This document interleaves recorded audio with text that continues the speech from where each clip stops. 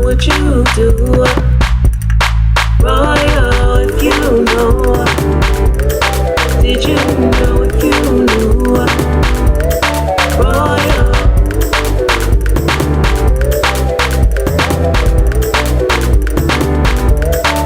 Royal, if you know.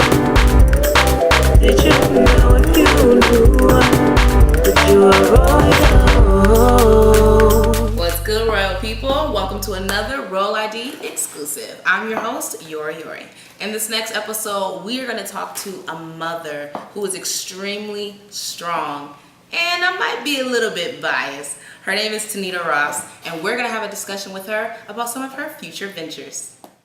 What's going on, royal people? It's your girl, Yoreyore, and this is another Royal ID exclusive interview. I am honored and humbled to sit beside my sister, my cousin. I grew up with this one right here. This is the big sister you never want. I mean, she just, she grinds you, you know what I'm saying? She made me the tough person I am today, you know what I'm saying?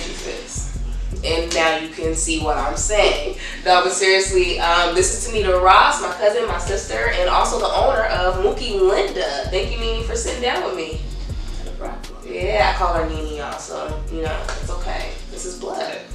Telling too many secrets. So talk to us a little bit about Mookie Linda. We know that it's kind of an everyday wear fashion design label that you have. Talk to us a little bit. So actually, we're going to start out by telling you what Mookie Linda means. Yeah. So actually, my mom passed 3 months ago. And when I was little, she would always say, when you look nice, she would say, Mookie's going to leave. Yep, I will never forget when that. I was little, all I heard was Mookie Linda. So I'll be like, oh, Mookie Linda. That's not what she was saying. And it's funny because as I got older and had my own children, Braylon, actually, my mom said, when they could to her, and she said, Mommy, Nana said I was Mookie Linda. So when she sees something, she'll put her dress on like, ooh, Mookie Linda. So it's funny now that it actually, she's heard the same thing I heard, which wasn't even the same word. Right. So now it has actual meaning to it. Yeah. So. Passed down to another generation. Yes. So, and I know you guys saw in the other video, it was a surprise to my family, but I dedicated the last 3 videos to my auntie Kelly. May she rest in peace. We absolutely love her and miss her dearly. So talk to us a little bit about the inspirations that come behind some of the things that you design, and which fabrics you decide on and why.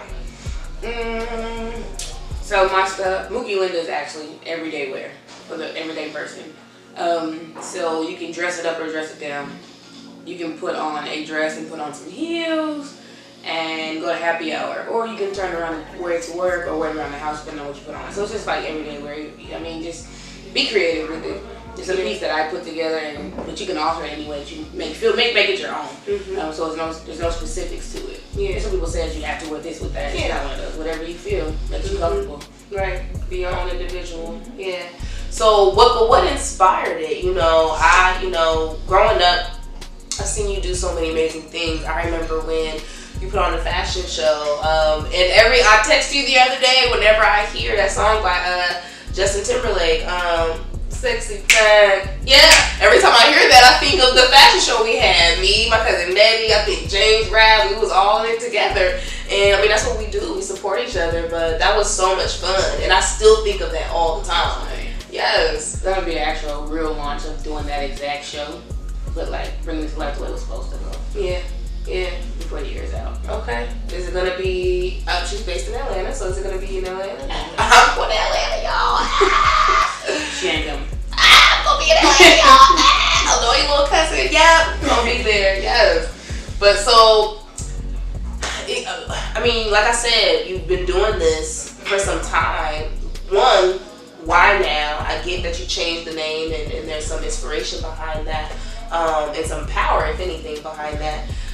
But, you've been doing it for some time. There's this inspiration behind it. But what got you going from the beginning? Like, how did this even start in you? How did this birth in you? In 4th grade, I loved drawing. I loved sketching. corporate teacher always gave us the little sketch paper. Where it look like wax paper. Yeah. So you put it over something and trace. Tracing paper, what it's called. So I would trace a bunch of stuff, and then I stopped tracing, and I started drawing on the paper, and actually made my own little magazine on it. It was called the Ross magazine. And then with a bunch of trace paper that was all stapled together, and it's different drawings from boots to I think baby onesie was in there. Some dresses. It was just random stuff. Some hats based on what I like. Right. So it's always been in me. What happens is I straight away end up doing different things, but at the end of it, I kept getting brought back to the same thing, just different areas of it. I'm not a fan of sewing, so I would buy the sewing stuff I can sew. I would put pieces together and I'm like, this is not what I want to do. I want to be sewing. But I still like the clothing part of it. So I think it's more of a styling thing to where you give, I'm more a person that gives direction of what I want it to look like, how I want it to look, using what. And then somebody else actually puts it together based on what I want. Compared to actually sitting down and doing it, because I don't have my mind, I have too much to do, and this still won't work for me. So just through the years, found out what things in that actual industry that I actually prefer doing. That's where I can actually launch and actually walk with it now. Right.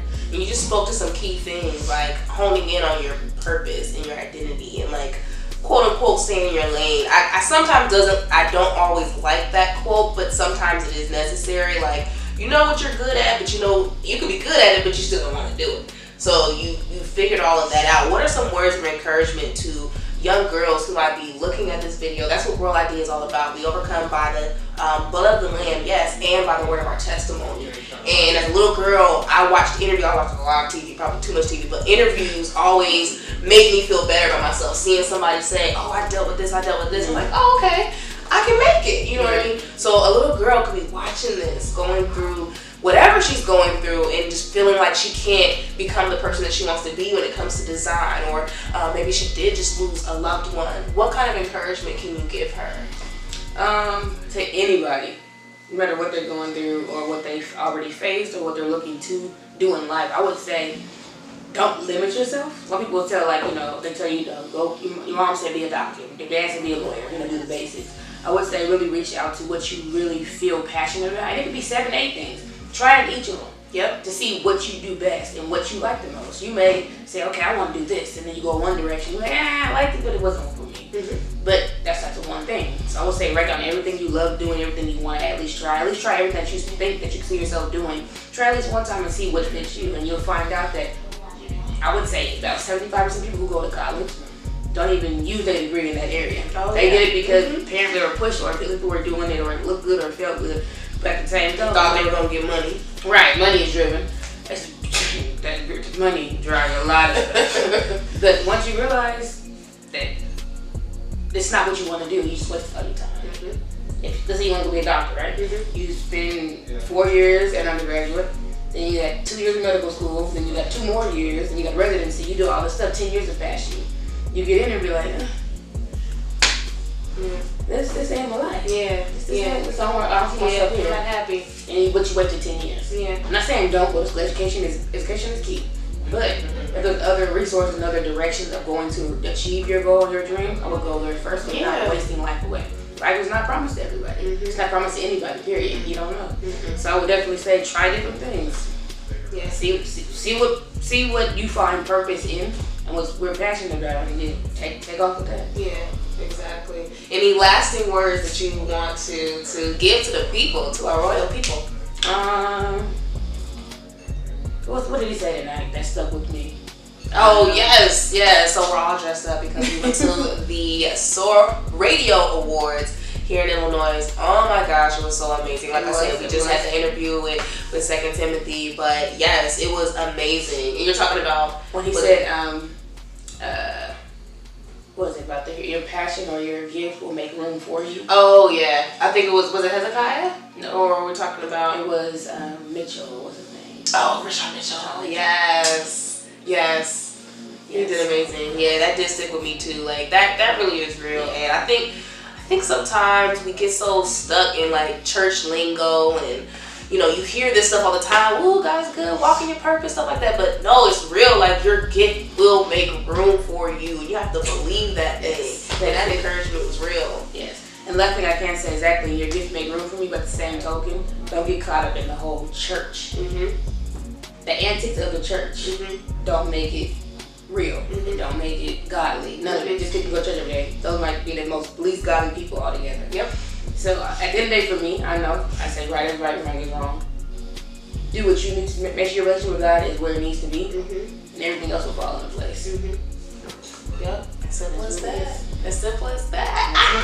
I got an interview with my cousin, y'all. I'm gonna take the video. I'm gonna take the tape at home. And now I'm gonna force her into a hug, but on camera you see how she gave me a hug. Oh, come on. But no, guys, thank you so much for watching the interview. Thank you, Tanini, for sitting down with me. Oh, I'm gonna cry, guys. But yes, dramatics. Make sure you keep it locked for the next episode. Until next time, seek and know your role as inheritance. Faith, love, peace. Who are you? Who are you?